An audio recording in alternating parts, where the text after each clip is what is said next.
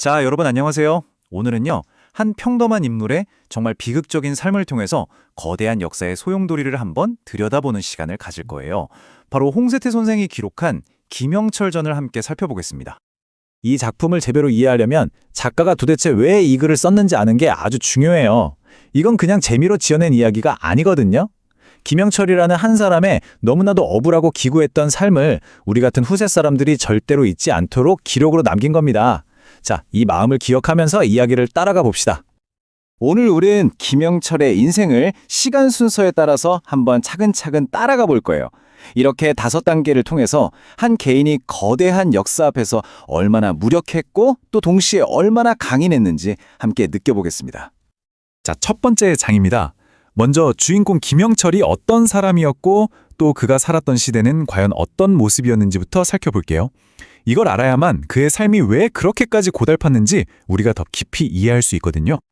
이 작품의 장르부터 딱 짚고 넘어갈게요. 바로 전개 소설인데요. 이게 아주 중요합니다.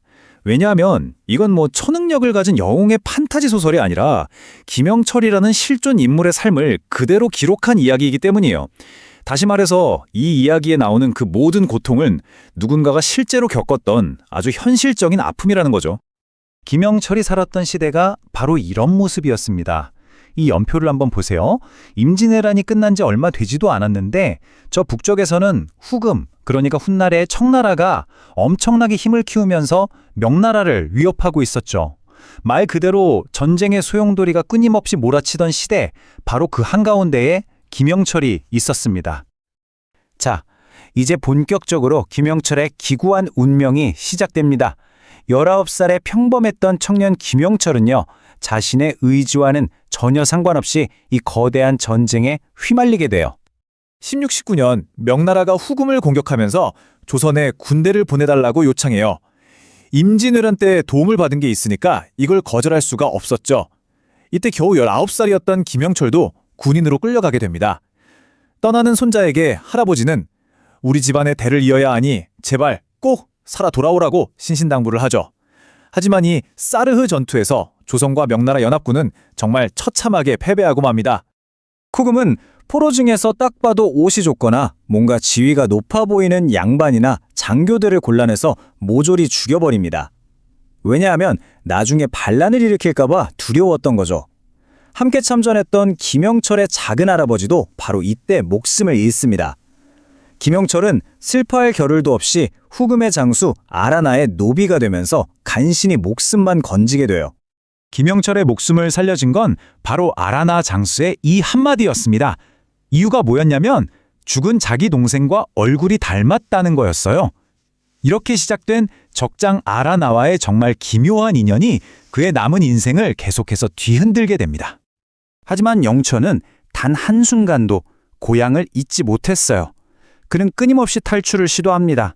하지만 그때마다 붙잡혀서 왼쪽 그리고 오른쪽 발뒤꿈치가 잘리는 정말 끔찍한 형벌을 받게 되죠.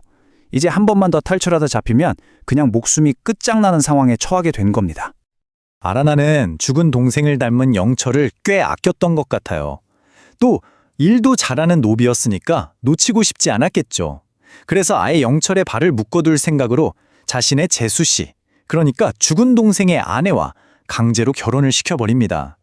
영철은 그렇게 후금 땅에서 원치 않는 가정을 꾸리고 득복과 득건이라는 두 아들까지 얻게 되죠.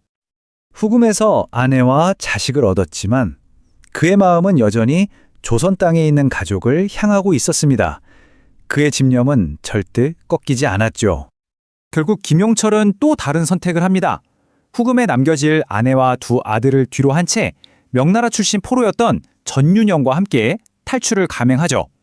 근데 이번에는요, 주인이었던 아라나가 가장 아끼는 말 천리마까지 훔쳐서 달아납니다.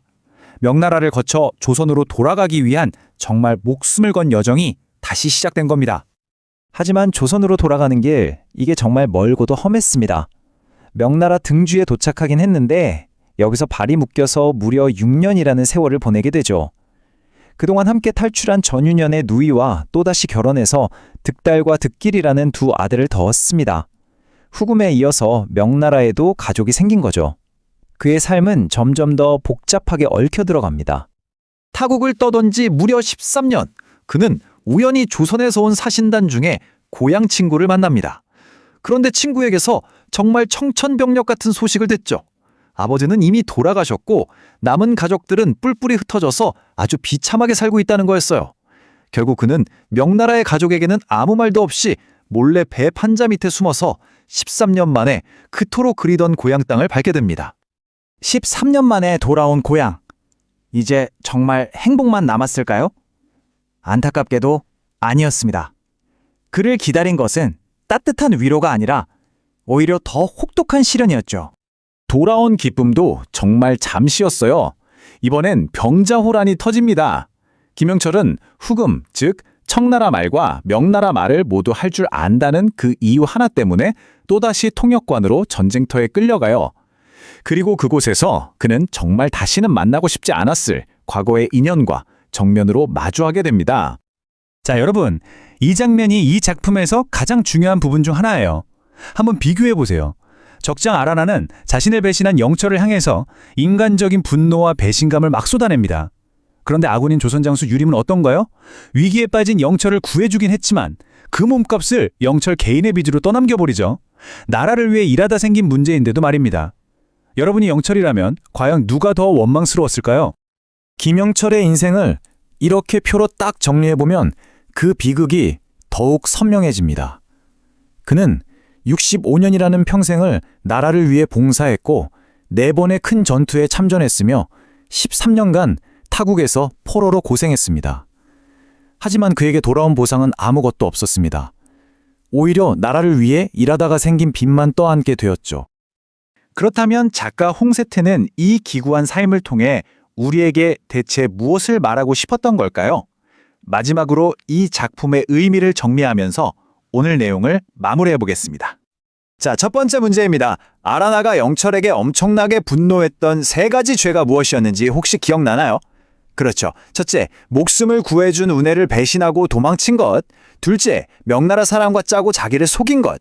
그리고 마지막으로 자신이 가장 아끼던 천리마를 훔쳐간 것이었죠. 여기에는 아라나의 인간적인 감정이 고스란히 담겨 있는 거예요. 자, 두 번째 문제입니다. 작가는 아라나와 유림, 이 두 인물을 통해서 무엇을 비판하고 싶었을까요? 맞습니다. 작가는요, 개인적인 의리를 저버린 적장 아라나보다 나라를 위해 희생한 개인을 외면하고 그 빚까지 떠넘기는 조선의 장수 유림, 즉 무책임한 국가와 지배층의 모습을 훨씬 더 강하게 비판하고 있는 겁니다. 결국 이 소설은 단순히 한 사람의 슬픈 인생 이야기를 넘어서 오늘을 사는 우리에게도 이런 깊은 질문들을 던집니다. 거대한 역사 앞에서 한 개인의 삶은 과연 어떤 의미를 갖는지, 국가는 개인을 위해 무엇을 해야 하는지, 그리고 우리는 위대한 영웅뿐만 아니라 김영철처럼 이름없이 희생된 수많은 평범한 사람들을 어떻게 기억해야 하는지 다시 한번 생각하게 합니다. 결국 홍세태는 김영철이라는 평범한 백성의 삶을 이렇게 생생하게 기록함으로써 국가란 개인에게 무엇인가라는 이 궁극적인 질문을 바로 우리 후세 사람들에게 던지고 있는 셈입니다. 여러분도 이 작품을 계기로 국가와 개인의 관계에 대해 깊이 생각해보는 시간을 꼭 갖길 바랍니다. 오늘 설명은 여기까지입니다.